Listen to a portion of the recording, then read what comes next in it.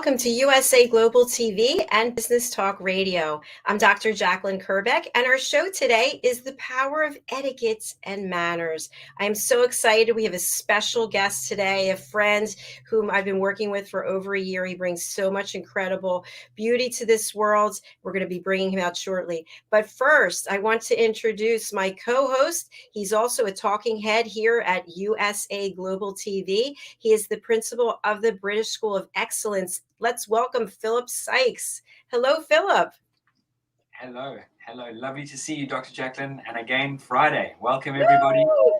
Can you believe it? I can't believe it. The time has just flown again. And just felt like I was with you yesterday. But obviously, a whole week's disappeared. And a warm welcome to all of you wonderful people out there.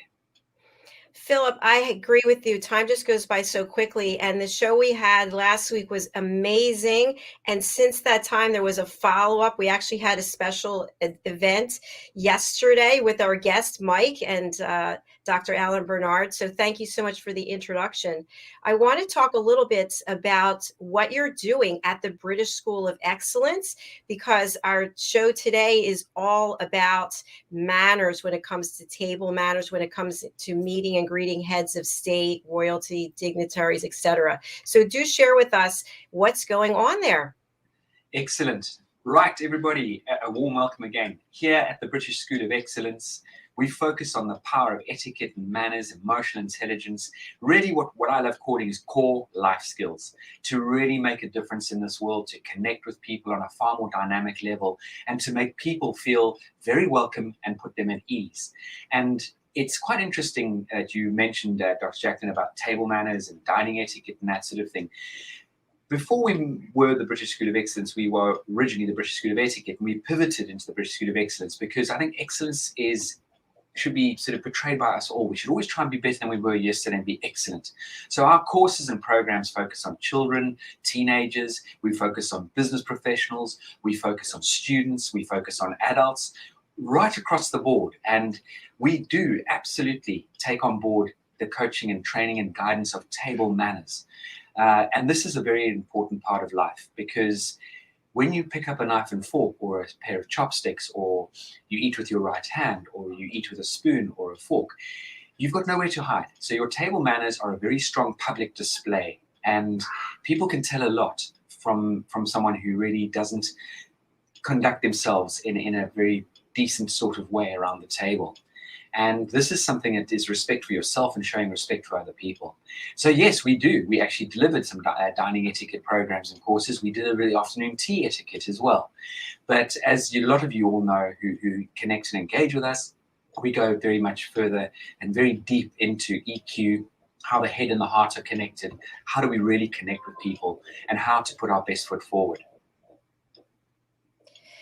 Thank you so much, Philip. Really appreciate that. And I love the fact that you spoke about it's so much more to have etiquette manners than, do I put a fork in this hand? Does the knife go over here? Where does the glass go? It starts with us as people, as human beings, and really being authentic and genuine and caring for each other and living that as a way of life. Completely. It is a lifestyle choice. This is life. Everybody who listens into this, and I just wish and hope and pray that people let the world know what USA Global TV is about, because there's this show and there are umpteen dozen other amazing shows with such incredible content, with specialists, experts who really pour their hearts out and pour their incredible knowledge that they have gained and experience they've gained over the decades. And this is a really powerful platform for people to take themselves to the next level. Thank you, Philip. I appreciate that. I do think at the end of Friday, when I finished the final show, I just look back and think everything I learned for the week. And it's so much more than I could learn in a book. It would have to be 20, 30, 40 books in a week. And people come from all over the world and share their stories. So I'm grateful to you and everybody on our team who makes this possible, and everybody who's watching and helping spread the word. So thank you again. We have an amazing guest who is with us today, as I mentioned at the beginning of the show. I met him through Helena Shard and Ian Pelham Turner. He is so accomplished. When I was putting together his banner, there's not enough room. In fact, on YouTube, it takes up 2 different spaces, but I'm just going to put up his banner. He is a celebrity chef. Okay. He has actually cooked for heads of state, presidents, royalty, etc. And yet he's so down to earth. He's won all kinds of awards. He is the chair of the West Coast Regional Inshore Fisheries Group. We have spoken to him many times about what's going on over in Scotland, as he is our special correspondent here at USA Global TV. Let's welcome Simon Macdonald to the program. Hi, Simon. Hello, Dr. Jacalyn, and hello, Philip. Nice to see you all, and hello to my viewer. You know, your banner's so big, we're going to have to take it down because we won't be able to see. So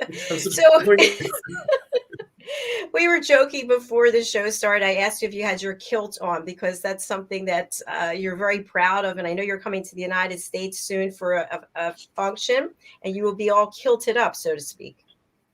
Oh, absolutely, yes. And the after effects of far too much imbibing at Christmas time has had to mean I've actually had to get a slightly larger kilt. Well, with the way you cook, it's no wonder, because you really are incredible. So, Simon, I want to spotlight you, and I would really love for you to share with our audience who's tuning in for the first time more about your background. You're no stranger to television. You've had your own television shows. You've been a lead presenter. And yet at the same time, you are this down-to-earth, really wonderful person, easy to speak to and easy to just get along with. So I'd love for you to just share everything with our audience that I haven't shared yet. You make me blush, Dr. Jacalyn. You're very, very kind and so on. Your check's in the post. No, I've been around in the culinary world and television world now for more years than I actually care to remember just now. It's embarrassing to think how long I've been doing this. I've enjoyed every single bit of it and every single minute. And if you don't look forward to Monday morning, it's time to think about a new career change. I love Mondays. They're great. It's the start of a new week and just keeps me on the trot all the time. So in my life, I have cooked for many, many people, A-listers, Hollywood celebs, more than one royal family. I think at the moment, last count was about 5 royal households, including our own. And even for US presidents, I have 3 of them on my list as well. And they've all survived, so the food can't be that bad. Oh my gosh. Simon, what is it about food that you're so passionate about? You're really good with pairing as well. So when did you realize that you had this incredible gift? The first time I got hungry, I suppose. We have to eat, and if you don't eat, you'll fall down, and that's it. So if you're going to eat well and enjoy what you eat. It's all part of life. Life should be fun. It should be enjoyable at a sustainable pace, and that's what I've tried to achieve all the time. And I've always liked to strike up a rapport with the people that I'm working with, and with the people that I've been cooking for as well. I mean, it's so important because that gives me greater ideas and greater inspiration in how to create slightly different dishes, be it toned down for very informal occasions, or for extremely formal occasions as well, where you're almost frightened to sit down or even to put your head around the corner of the room in case you might offend somebody. But something you should never be afraid of. Go for it, do it, and enjoy it, but watch others. Good direction. Thank you for that, Simon. Philip, I'd love to start off with a basic understanding of table manners, and then we'll work our way up to what it's like to meet and greet with royalty as well as heads of state.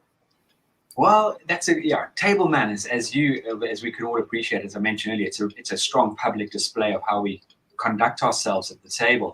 And actually, funny enough, and I think Simon will be able to sort of hopefully compliment me on this, but Queen Victoria had the most atrocious table manners.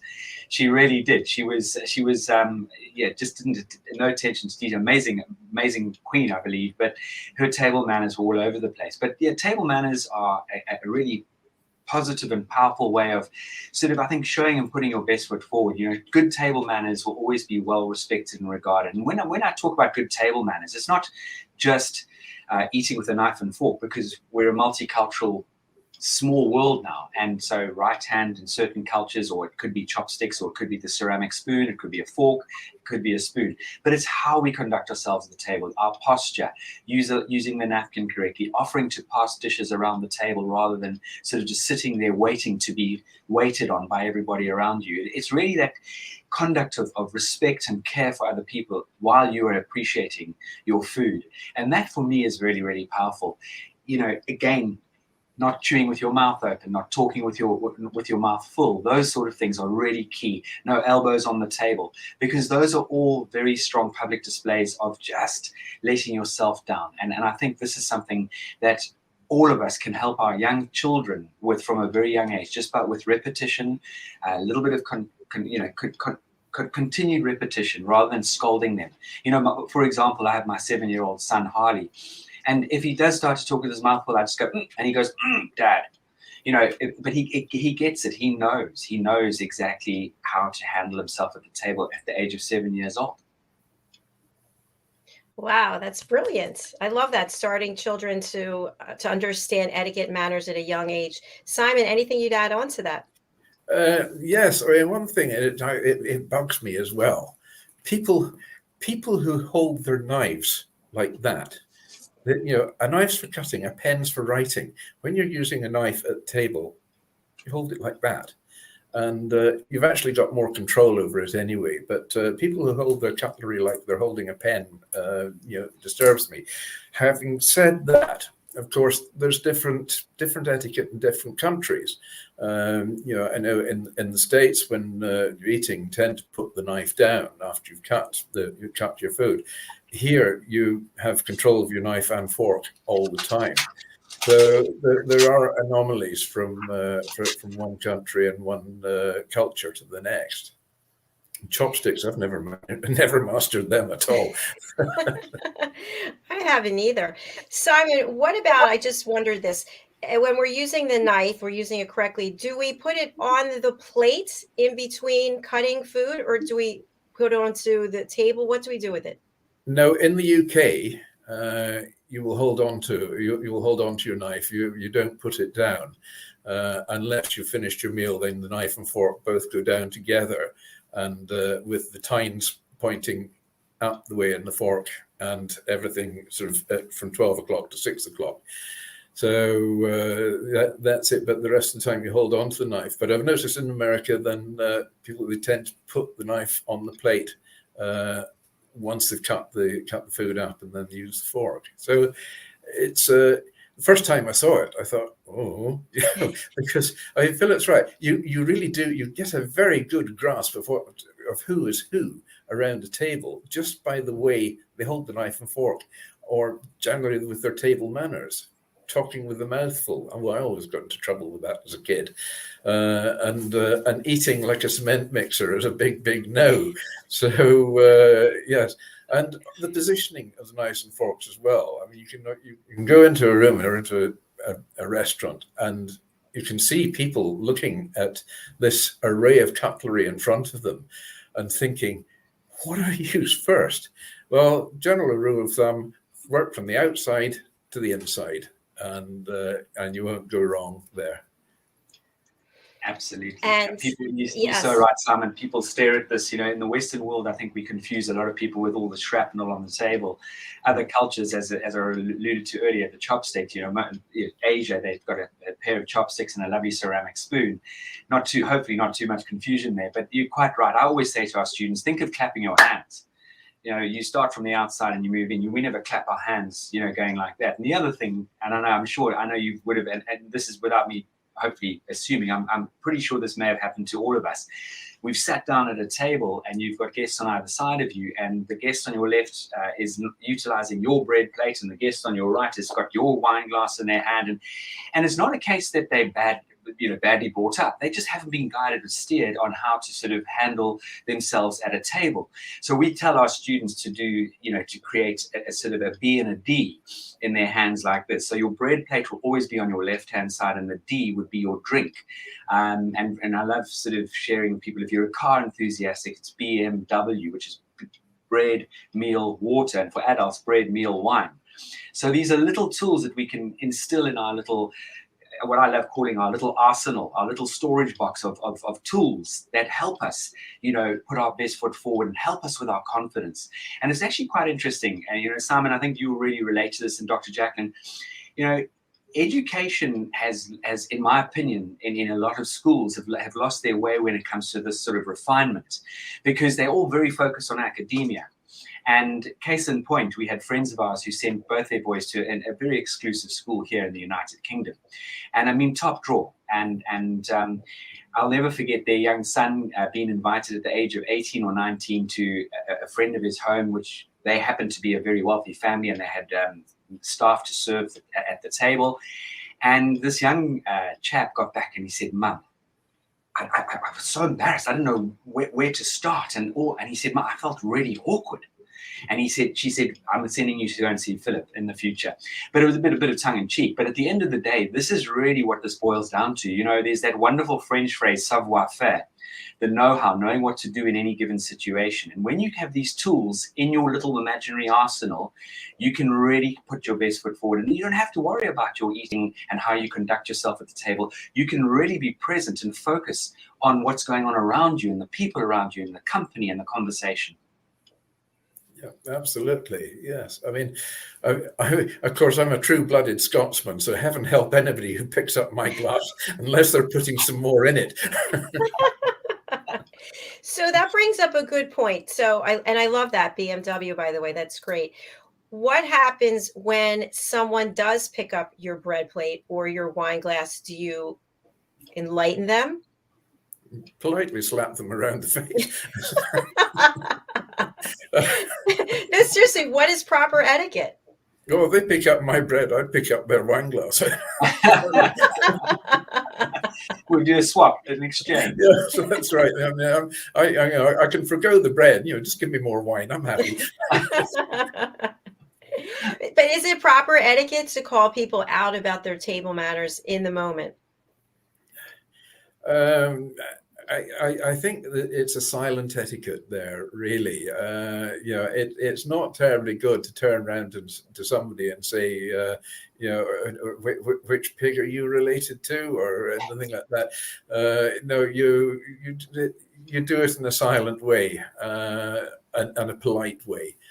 Never ever cause any disruption at a table. I mean, it puts everybody off their food, and everybody off their stride.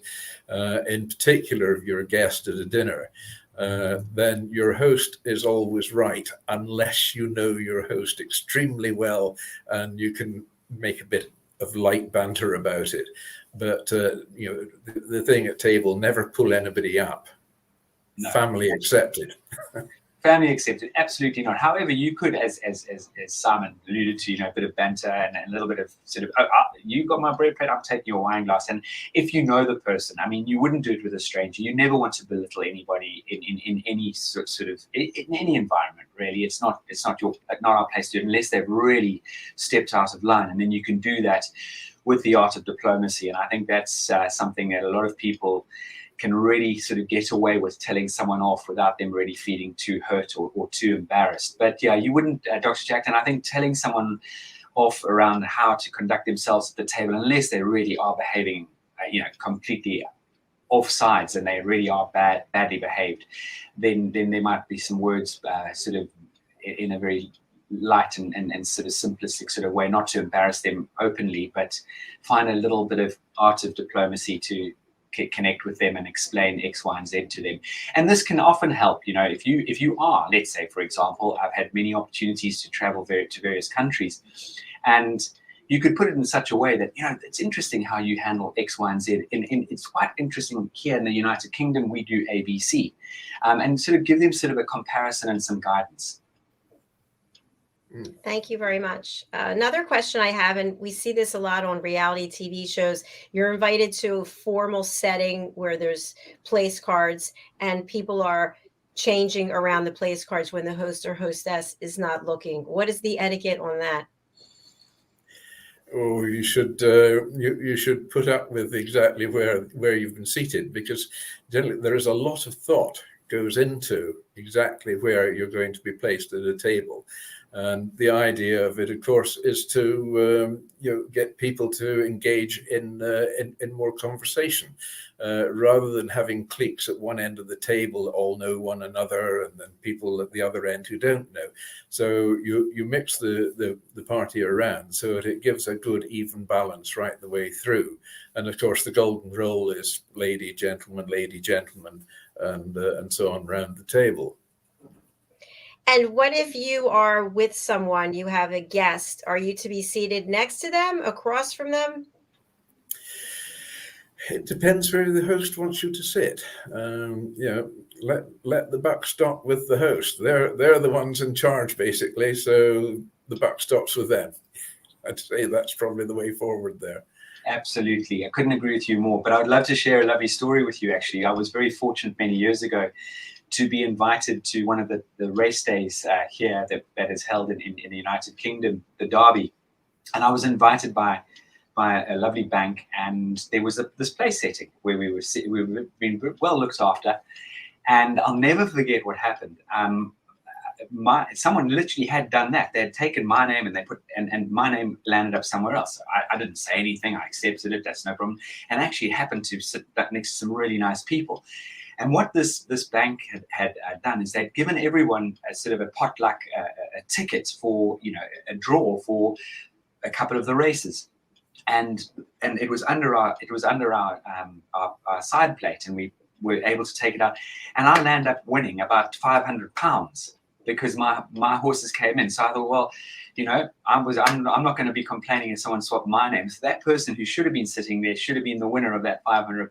But I got potluck that day. So yes. But going back to what Simon says, you don't mess with anyone's seating plan. And the host and hostess, generally, what we tend to find with dinner parties and engagements, whether it be in a restaurant or at any particular venue, a lot of time, thought, and energy goes into these table settings.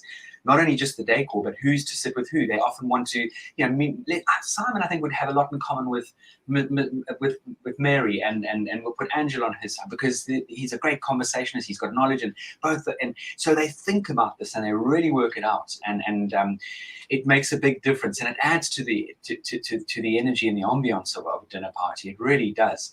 The second thing that's really fun to do is the hostess may often, when you've got your name card, is put a name on the inside. So after you've had your starter, she asks the gentleman to flip their name cards, and they then have to go and find where they pick up their wine glass. In Simon's case, he picks up his wine glass first and then takes his napkin, because your napkin is personal to you, and you'll go and find, and it just mixes up the energy at a dinner party if it's not a too formal a type of dinner party. So there's lots of things we can do to bring a lot of energy and fun to a dinner party.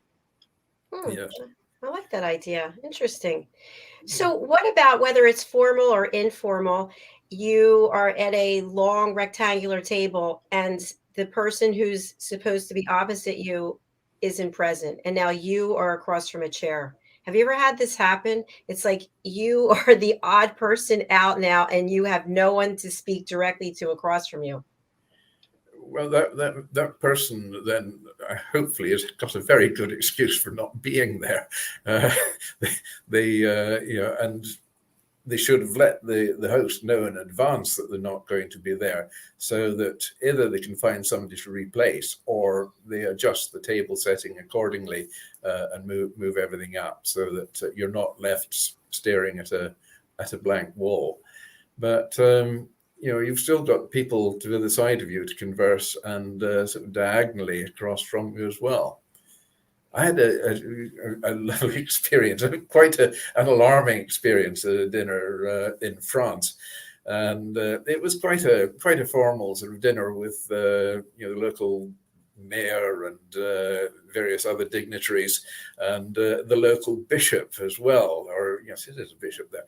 And there was one of the guests there, and he had this really long tie on, and he kept flicking the tie over his shoulder like this every so often.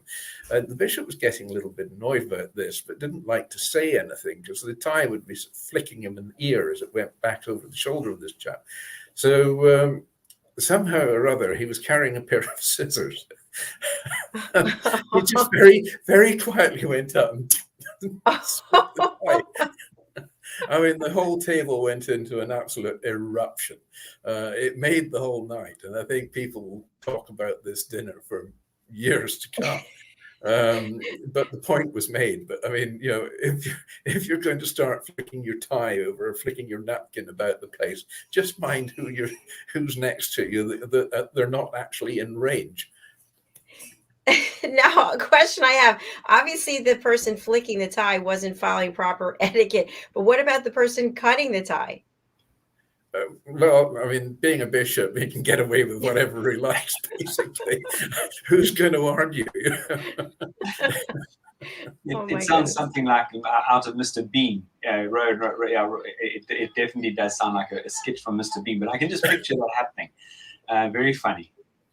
Yeah, that's a great story. I want to just ask a follow-up question. So with the other scenario where there's the empty chair, I've seen this happen many times. The person who's left facing the empty chair will go over to the other side and say, I'm sorry, would you mind if everyone moved their place settings down so that I could be included in the conversation?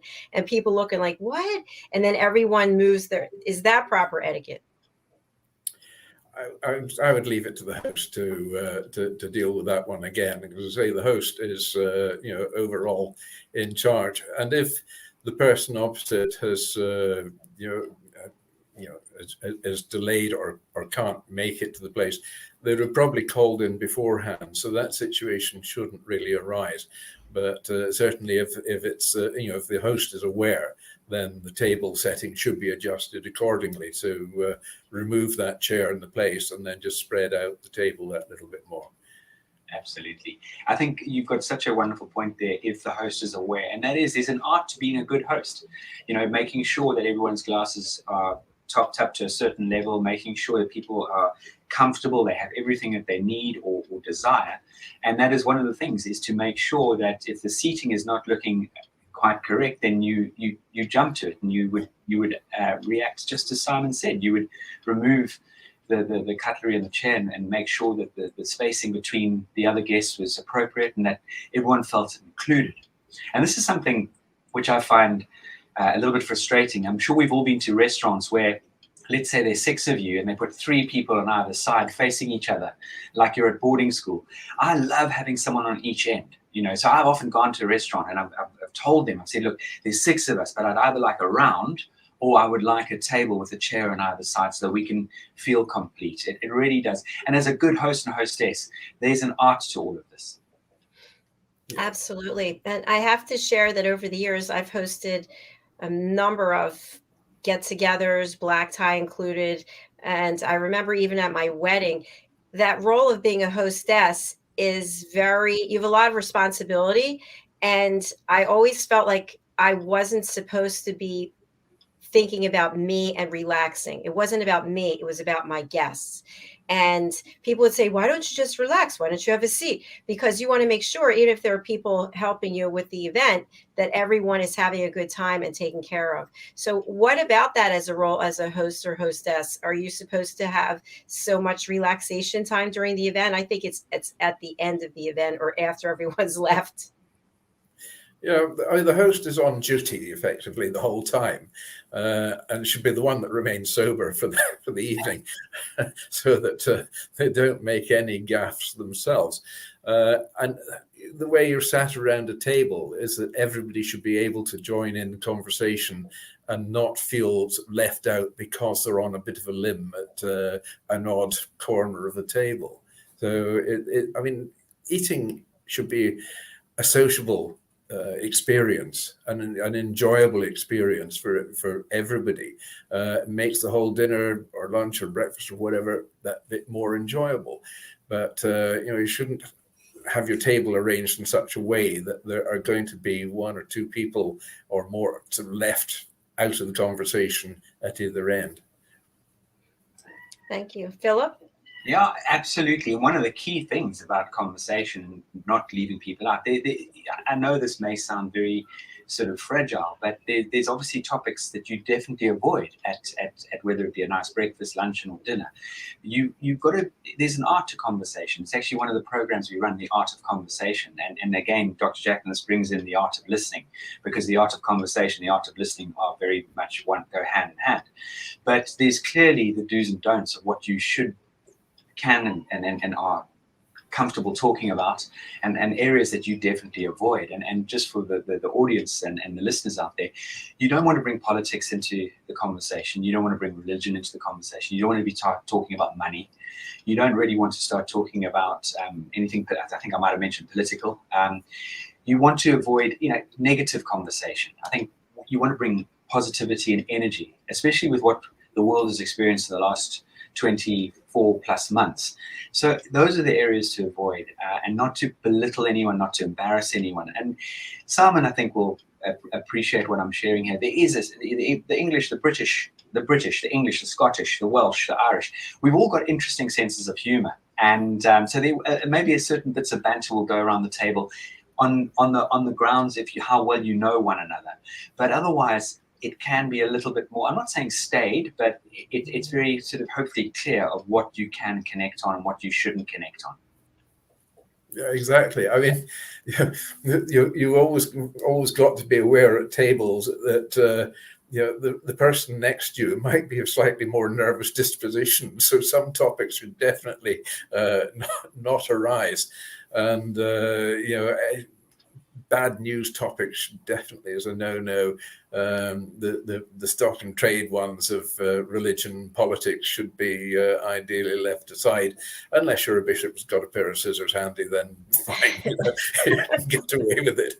But there are topics of conversation that should definitely be left aside. And if you're if you're dining with the royal family, you do not talk politics at all, because they've got to be totally apolitical and really not take sides. So you cannot try and extract anything that's going to be awkward or embarrass your host, be it the Queen or be it your best friend. You just got to be so careful not to come up with anything that's going to cause any controversy around the table. Absolutely. No, you wouldn't even ask their opinion on anything at all. And actually, in this particular situation, for the person who does all of a sudden pop out with that particular question, the art of deflection is something to take on board rather than take offense at something. The art of deflection. So if someone said, "Oh, Simon, what age are you these?" And he said, "Oh, age is just a number. I'm full of life. I look forward to my Mondays and I thrive on life." He couldn't say, "You never ask a gentleman his age," or "Dr. Jacalyn, how old are you?" You never ask a lady her age. You can put your boxing gloves on and be defensive if you want, but I think there's a wonderful way to have this art of deflection and bring some humor into it, and move on from the awkward question or the awkward situation. Yeah, so you've got to be diplomatic and be able to diffuse a situation, and then you stand a fighting chance of getting invited back.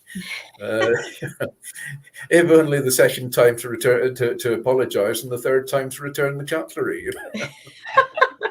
Simon, you're so funny. You must be careful when Simon comes over to the USA. If you ever entertain him, Doctor, just frisk him down before he leaves.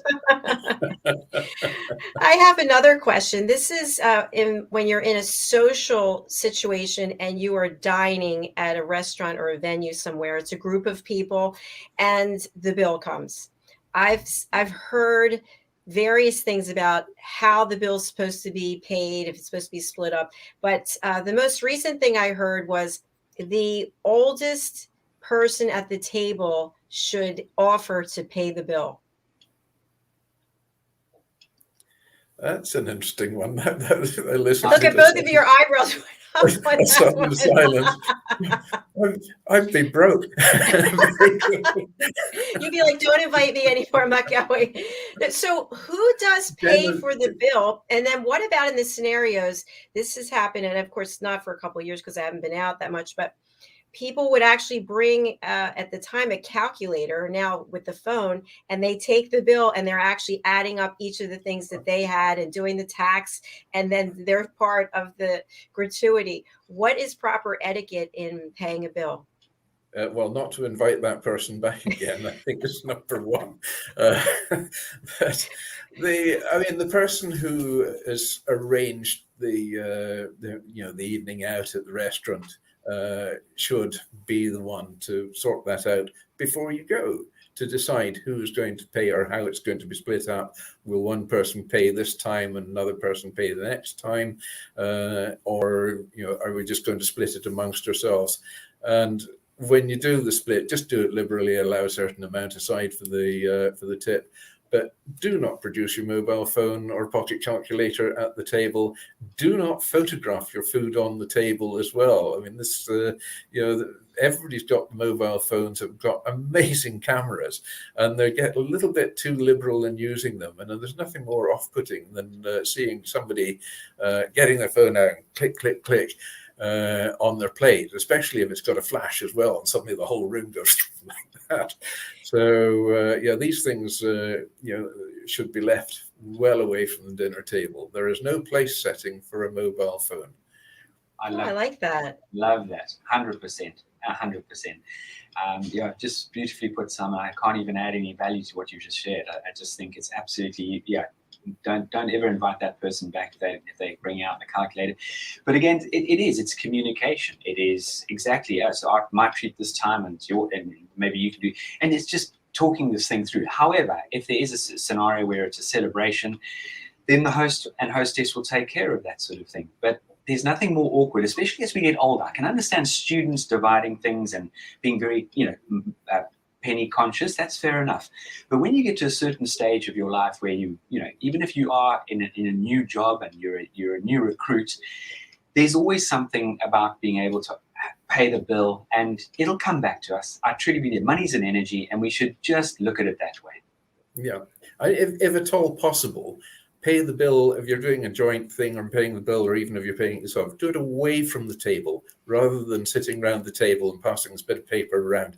If there's two of you are going to sort the bill between you, both go up to the counter or the reception or wherever and settle the bill there, and then rejoin the table. Because you'll notice if the bill goes around the table and everybody gets their mathematics hat on, and it's an absolute conversation killer. There's a stony silence, and then it's difficult to pick up the conversation again afterwards. So everybody feels slightly uncomfortable. Have I paid my share? Oh, what if? So just leave the table and settle the bill away from there. The table is for the food. It's not a counting shop.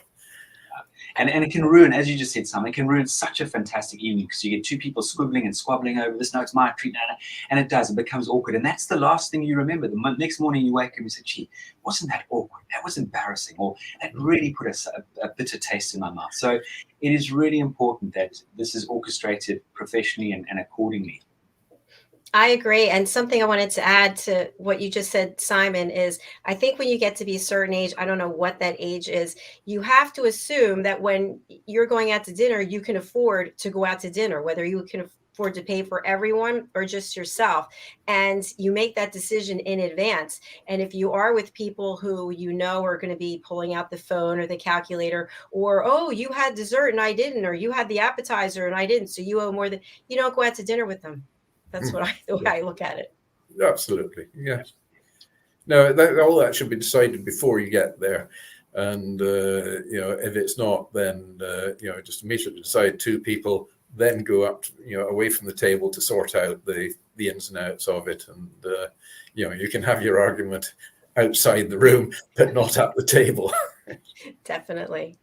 I'd love to turn the conversation to when you are dining, or you're going to be in the presence of royalty or heads of state, dignitaries, and the type of etiquette and manners we need to probably study up on if we haven't been in this situation before. But what are some key tips that you can share with our audience, Simon? Very often, I mean, if it's the first time going to the palace or wherever with royalty, then the protocol department will be in touch and and give you a sheet as to the do's and don'ts. But basically, if you're seated there, then the Queen will be the first one to sit down, and then everybody else takes their place. You don't start eating until the Queen starts eating, and if she stops eating, and finishes her course early, and she doesn't eat huge quantities, be prepared for that. But if she stops eating, then that's it. You stop eating as well, and the dishes are cleared. That's fascinating. It's interesting they send out protocols in advance. Do they also include how to dress? Generally, there will be a dress code with the invitation. I mean, if it's for a state function, then it will be a formal occasion, medals be worn, etc. So we dress accordingly. It's a great thing in Scotland. A kilt can be very formal, or it can be very informal. So we can get away with a heck of a lot up here. They think, oh, these poor people in Scotland, they can't afford trousers. They got to wear a kilt.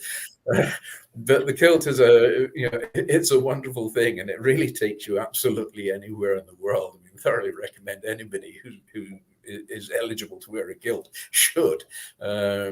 And generally, the variation of formality depends on what you wear on top. So, during the day, it is very informal. You might wear the ghillie shirt, as I did on the show that day, which is, it's almost like a big nightshirt. If it's a bit colder, then you wear a tweed jacket. Then for a formal occasion, you would wear.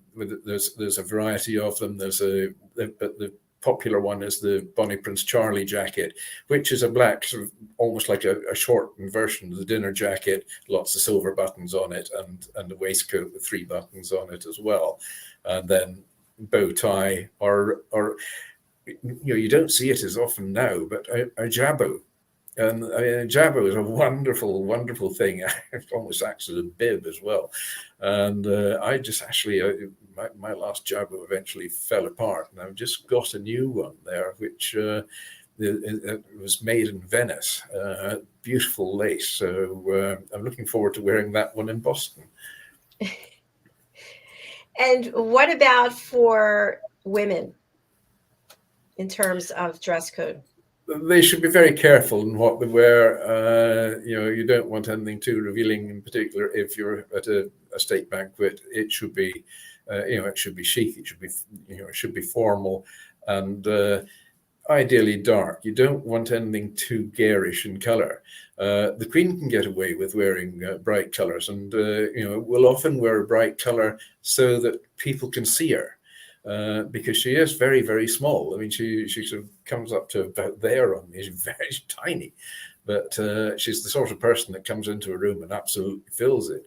At a state occasion, then she'll be more formally dressed with the with her honours and what have you on as well, and usually be a white gown that she wears for that. Fascinating, thank you. Philip, did you want to say something? I think you're on mute. Yeah, I do, and this is just lovely. Simon was sharing that if you had the pleasure of dining with the Queen, it is all about the Queen. And I want to go back to Queen Victoria. People actually used to actually dread being invited to have a meal at the palace when Queen Victoria was present, because they would leave hungry, because what would happen is she wouldn't wait for everyone to get their food at the same time. The first moment the food arrived, she would just tuck in, and she'd be finishing while the person at the other end of the table was only just receiving his food. Now her knife and fork, she's had that first course, and it's getting taken away. So the chap at the end of the table, his was being whipped away before he's even got a knife and fork to it.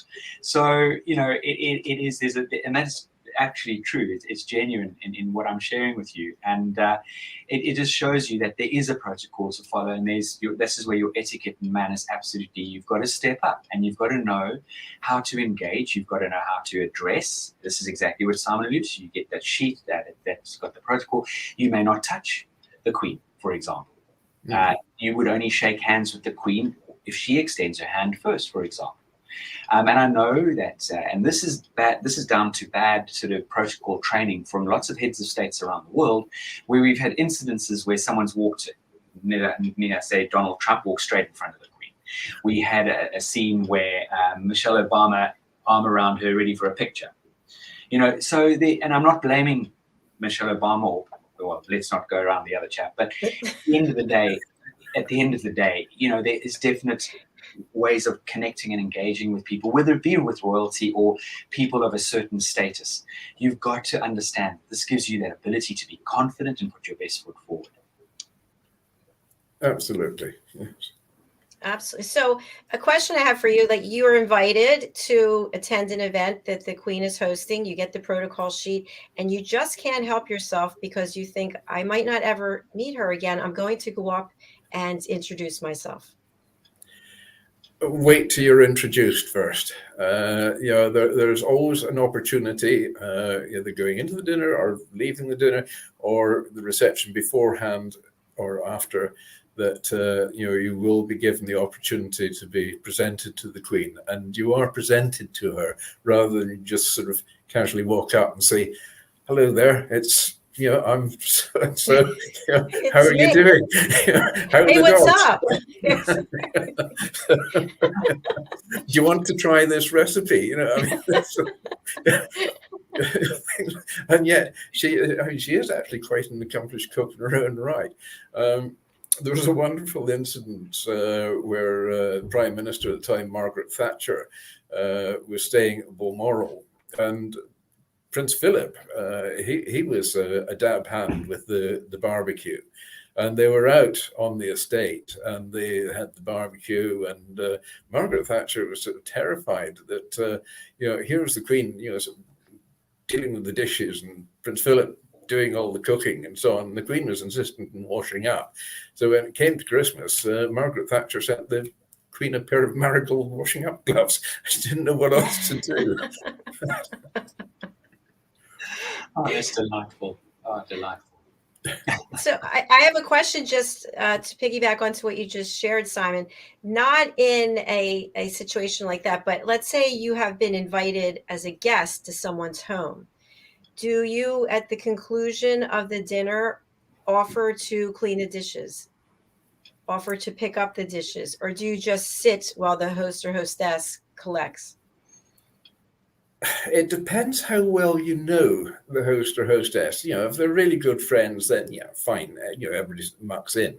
But you're not expected to do that sort of thing. Sometimes it can lead to a slight embarrassment because behind the scenes, the kitchen might be just an absolute tip, and they don't want you to see the kitchen. Generally they won't accept help to go behind. If it's a formal occasion, then you don't even broach that subject. It's it's just not on. Yeah, and Dr. Jacalyn, even at a formal situation, you would never, if we were all sitting and there were 8, 10 of us, we wouldn't start stacking plates or any of that. You would never do any of that. You just, it's not part of good dining ethical protocol. You'd wait for the person who's serving you to clear your plate, and at the same time you would only clear everyone's plates once everybody's finished. So the host and hostess should try and keep up at a certain same sort of momentum as the rest of the fellow diners. You may get someone who does a lot of talking. You may get someone who does a lot of talking, and so their plate takes it. They take a long time to finish their meal, and you get other people who wolf their food down. Now, again, there's an art to dining in the sense that you should rest between mouthfuls. You shouldn't just put food in your mouth and then start attacking your food with your knife and fork again. There's a moment of resting, chewing your food, swallowing it, maybe having a sip of your water, your wine, and then again preparing your next forkful. So there's a pace that you go at, and just a little bit of information for anyone out there. When you do force your food down, you get that, and you rush it down, you get that feeling 15, 20 minutes later, feeling it overly full and completely, whoa, this is too much. If you rest between mouthfuls, it takes 15 minutes for your stomach to tell your brain that you're full. So you'll eat smaller portions, and you'll be able to enjoy more of the courses and embrace the flavor and the quality of the food as well. Yeah, I mean, the big no-no there as well is starting to take away plates when somebody is still eating. Surprisingly, I've had 5 years out in South Africa, and that is quite a regular occurrence there, even in the restaurants as well. They'll come round and you're still eating and somebody else has finished, so they whip the plates away. It's very off-putting. It makes you think, oh, so you've got to sort of shovel it down your throat as quickly as you can, so everybody's finished at the same time. It's a dreadful thing, that. It is, and that's lack of training and coaching of the team. Again, it's overachieving to try and keep yourself busy. And I couldn't agree with you more, Simon. If that ever happens, actually, and it does happen, I think globally, I just whisper in the waiter or waitresses, won't you wait until we all finish, please, because it's not fair. I mean, Simon and I could be really digging into something gorgeous and scrumptious. Next minute, Dr. Jacalyn, your plate's whipped away, and we're going, oh crumbs, we better. What do we do? Put our knife and fork together? Do we finish? It's just this awkward. And at a party of a nice round table of 10 people, wait till everyone's finished. It's the right thing to do. Yeah.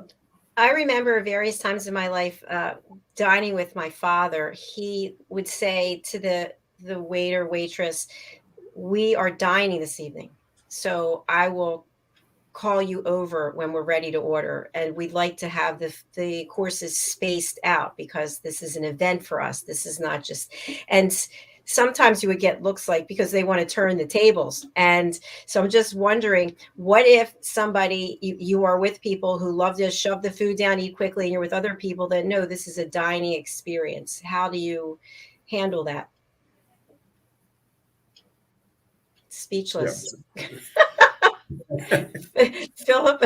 I would go to default where Simon said, you don't dine out with those people. It's the same person who brings their calculator out. Again, Dr. Jacalyn, I think that's an interesting question. I don't have a direct answer to that because everyone to their own. And if they haven't been sort of guided through the correct dining etiquette and protocol, then you are definitely going to face awkward situations such as that. And I don't have the direct answer on this particular occasion. Yeah. Yes. No, I mean, that's exactly it. Yes. Yeah. I think my father always had his way because he was paying. So that's a nice thing to do, because there's the communication, and that is the right sort of form. If you want to turn the table, then you must tell the person booking the table, we can offer you a table at 7, but you need to be out by 9. Then that's managing your dad or whoever's expectation. Otherwise, the formality of going to a nice restaurant, you would expect to, be able to sit there for X amount of hours with your wonderful company and have it staged, because there's nothing worse than being rushed or forced, or feeling rushed or forced in any situation. Exactly. I agree. So now you've attended the event, or you've gone to the person's home for dinner. What is the proper etiquette of follow-up? I imagine it's a thank you card, but do you send flowers? Do you send a gift? How does that work, Simon? Well, generally, send an apology. Depends how you behave that night. You have a whole box of them, right? Apology cards. I actually had somebody phone me up. We had a fabulous dinner party a few years ago, and there was a lot of alcohol drunk.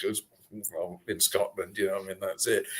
And I had a phone call the next day, and there's a very sheepish voice. It said, Simon, I'm really sorry about that, about last night. And I said, what for? He said, well, I don't know, but I presume I probably have to apologize. Right, okay. No, it's nice to send them, if it's a formal dinner, then it's lovely to send them a card. You don't need to go to the extent of sending flowers, because maybe if there's been 30 people around the table, then it's going to look like a greenhouse at the end of the day. So yes, it's very nice to send them a card, just thanking them very much for the dinner and the hospitality and the charm of the evening. I suppose you can get away with an email, but it's just not got the same personal touch as actually putting pen to paper and sticking a stamp on it, and giving the mailman something to do. But definitely that. I mean, a phone call, yeah, okay, that's fine if you know the person well and it's a bit more informal. But for formality, then there's nothing better than sending a card. Thank you. Philip? Tick, 100%. Even if we've been invited to friends and it's just my wife and I and them as a couple, we will always send a thank you card or thank you letter. And yeah, the telephone call is getting out of jail free, in my opinion. It's nice to you may pick up the phone and say what a wonderful, gorgeous evening it was, but then you would follow up with a lovely handwritten note or letter. And yeah, I'd love to also just bring this forward. Is a lot of people get confused about what do we take to a dinner party, what is appropriate, what's the correct protocol, what's the correct, and I'm gonna break protocol here, because the old school was you would never arrive with flowers, because that meant the hostess had to remove herself and go and find a vase and put them in. And you would never arrive with a bottle of wine, because if I arrived at Simon's home with a beautiful bottle of X, Y, and Z, and he's, oh, do we open, don't we? Now, back in the day, you wouldn't arrive with one, because Simon most probably would have gone down to his cellar and he's chosen the wines that he wants to have with the first course and the second course. And so it would make the host feel embarrassed. Now, I think time has moved on. Champagne was always appropriate, by the way. Champagne was always absolutely appropriate. Handmade chocolate was always appropriate, and all of those sort of things. Those still very much stand today. But I think, if you do want to arrive with a nice bottle of wine or a nice bunch of flowers, and specifically if you know the host and hostess, or a nice orchid, or a beautiful reed diffuser, or a nice candle, those are very appropriate. Now, and why I say the flowers, because I think there's not many people who don't like receiving nice flowers, firstly. Okay, and that they can just be popped on the side for the moment. And taking a bottle of wine, if I arrived at Simon's home with a nice bottle of wine, he could just write on there, from Philip, and say, you know what, Philip, that's a gorgeous gesture. I'm going to put it in my set, and when I open, I'm going to raise a glass to your health. So you can get rid of that awkwardness of feeling that you have to open that wine now. Unless I arrive at Simon's home and he's got a Jacob's Creek Cabernet Sauvignon, then I'm going to say, we're opening my bottle of wine.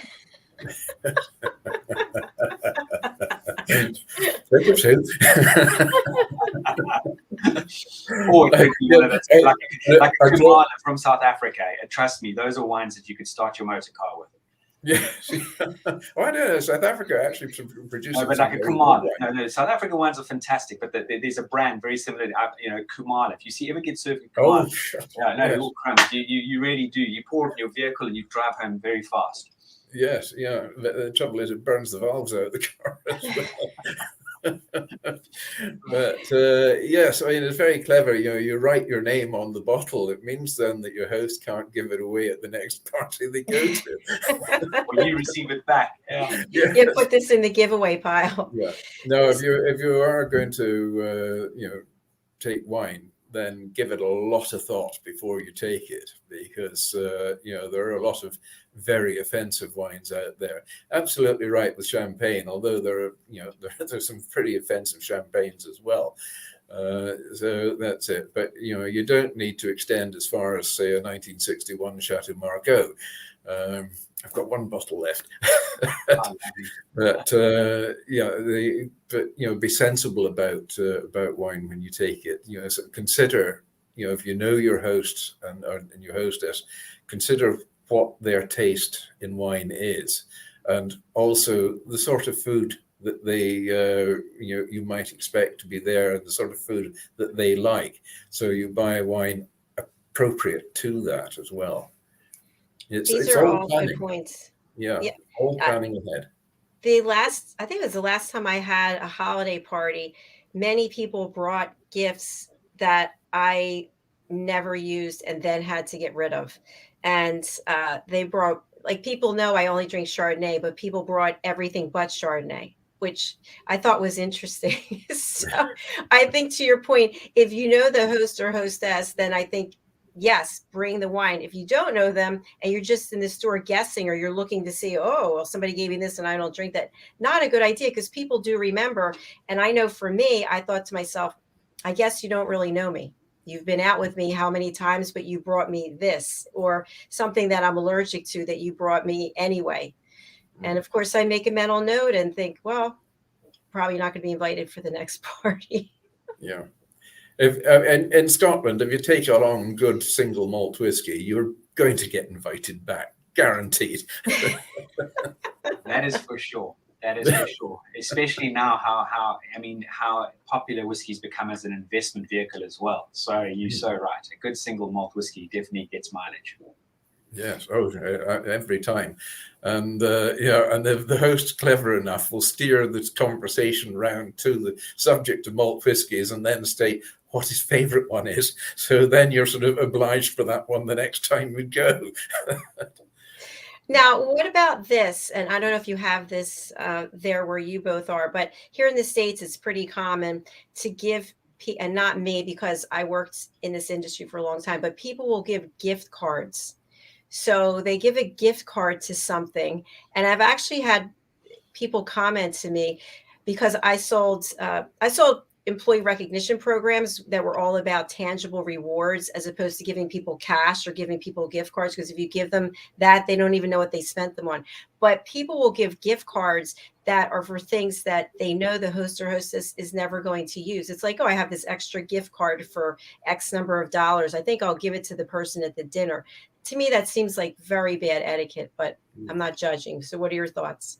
Yeah, no, I mean, gift cards is for, it's the gift for the person because you can't think what the heck to give them. And, I'd steer clear of that every single time because, it's going to offend somebody because they think, oh, they're giving me a gift card because they just can't think what else to do.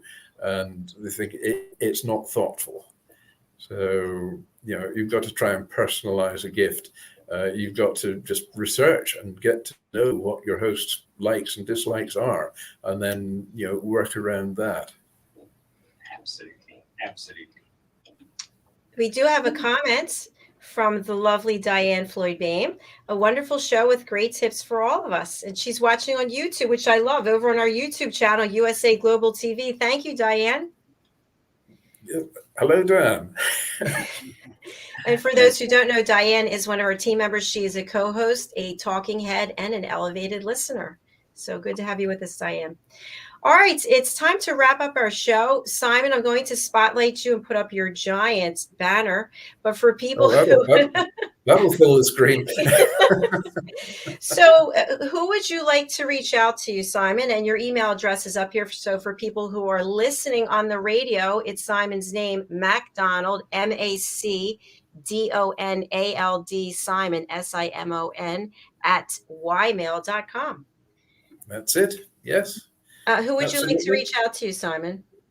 Well, anybody and everybody. I'm not proud. I'll accept anybody. I mean, any chat you want to have, or tips and ideas, be it on the subject we've been talking about, etiquette, or food matters, or wine, pairing wine and food, then please just drop me the line, and I will get back to you as soon as I possibly can. And you can always get me on Facebook at Simon Macdonald, and there's all the other things at Smoked Simon. I think it's the Twitter one, and so on and so on. So carrier pigeons, whatever. And you can also see Simon right here on USA Global TV every Wednesday for the United Kingdom News and Culture Show. All right, Simon, thank you again for being here, and you enjoy the rest of your day and weekend. And you too. And Philip, you have a good weekend as well. And it's been an absolute pleasure and delight. I love these shows that Dr. Jacalyn does because they're intimate. They're so sociable. It's just it's old friends meeting up every time, even if it's somebody you've met the first time, like Philip here. Just feel that it's friends around the table. It's great. It's real Thank TV. you. It's real. It's so It real. is. It's Yeah, thank you for it's real saying as that. opposed to being reality, which is a totally different bad word. Exactly. That's entertainment. And this, I think it's just like what you said. I always feel like we're in an intimate setting somewhere, even though we're available for the public to watch us. So you just got to watch the sweary word. Right, exactly. And so for those of you, I see some more people just joined us. You can watch this show in its entirety over on our YouTube channel, which is USA Global TV. And you can also watch it on our website, which is usaglobaltv.com. All right, Simon, thank you again. I look forward to seeing you on Wednesday. Great. Look forward to it. Thank you. Bye, Bye. Simon. Bye. Bye, Philip. Bye. Philip, another brilliant show. Thank you. Lovely. Such a lovely gentleman, Simon, and you know, just so clear on his guidance and steering for people, and a gentleman with a wealth of knowledge, which is just outstanding. And you know what else I also have to say? I agree. I love how Simon is always dressed to the nines. You're always dressed to the nines, so professional. And I think that that just sets the tone for the show. Well, thank you, and I think it does. You know, show up every single time, no matter where you are in the world. You can always take a blazer and tie with you, and a nice pair. Well, always go wear trousers. I jumped up. I'm definitely wearing my trousers, Dr. Jacalyn, or pants as you call them in the USA. So yeah, it's important. It's about you really making an effort. It's showing respect to who you're connecting with, but also it elevates you as an individual. As a person, it does. It definitely, it's your mindset, it's your being, it's everything about the power of presentation. And maybe we should do a show on the importance. I know we've brought the lovely Elsa in from the styling point of view, but how important it really is to make an effort to put your amazing best foot forward. Hi. Say Oh, hello. hi, Harley. How are you? Nice to meet you. Yes, Dr. Jacalyn. Say hello. Hi. I remember I saw you in your Christmas outfit. Yes, you did. And I was just telling him about your good table manners. Okay. Yes. I understand you have great table manners. Great table manners, hey. You say goodbye to everybody, and I'm going to say Bye. Bye. Philip, one thing I'd love to just end on, because I think this would be really helpful because it's not coming from me, it's coming from you. I always think it's interesting when I'm interviewing people and they're not in front of a blank wall or a green screen and they're somewhere in their domain and there's a bed with clothing or there's a closet door open. What's proper etiquette when you're being interviewed for your background? Look, nowadays, with which was obviously created when we all had to go into our sort of shells and work from our various homes and our homes, not our various homes, our homes and apartments. The feature is that you can blur out your background. It's very easy. It's done on all the platforms now. I know for a fact it's done on Google Meet. It's done on this particular platform. It's done on Skype. It's done on Zoom. So just blur out your background. And if you do happen to have a very small studio or apartment, just make sure you've got a blank wall behind you. Tidy up and make sure you've got good light on you. Do not have any open windows, as in exposed light behind you, because it will silhouette you. And make sure that you're able to look into the camera point on your computer or on your phone or on your laptop. It really is important because you've got to connect and engage with people. And this is the power of us all moving forward now, because this medium of connecting and communicating is not going to go away. I think people are very keen to get back to face, obviously, but this medium now will always be very present in our lives. So show up, be polished, check your equipment, and make sure there is a huge amount of etiquette and manners attached to connecting and engaging with people at this level. Thank you, Philip. Very well said. I think it doesn't matter what your situation is, wherever you are, if you're in a one bedroom, if you're outside, if that's where you have to be, just be professional and bring your best self forward, because this is a public domain and it is out there forever. Completely. And you don't have to go out and buy expensive green screens. I literally travel with a piece of cloth which is most probably, I don't know, 3 meters wide, 4 meters wide. It's a very light cloth, and it's a height of a normal ceiling, and just some drawing pins or tacks, and you can pop that behind you, and it just incredible, because you, like Dr. Jacalyn, you and I have these amazing backdrops, but if we, this is on our green screen. And it's very easy. The mechanics of a lot of these platforms accept a green screen. Exactly. So whatever your background is, just make sure it's professional. Like Simon, very professional background. And if you are looking to get a green screen, as Philip said, you can get green felt. Absolutely. And part of the reason is because we want people to pay attention to you as opposed to whatever is going on in the background. If it's in a state of disarray, people are like, "Oh, what's that? What's over there?" And I think it helps keep the professionalism. Yeah, 100%. 100%. Yes. Yeah. All right. Well, What a thank you great so show. much. Yes, another great show. Thank you, Simon. I have to say again, thank you, Ian Pelham-Turner and Helena Shard, for the introduction to both of you fine gentlemen. Well, Dr. Jacalyn, wishing you an amazing weekend, and to our wonderful listeners and audience, until next week. All right. We'll see you again. And bye to Harley. Bye-bye. All the Bye. best. Thank you. Bye-bye. Thank you, everyone. So many incredible tips that were shared today for all kinds of situations and settings. And thank you again to Simon. I really do try to create an atmosphere where people just feel comfortable. That's why we don't use any scripts.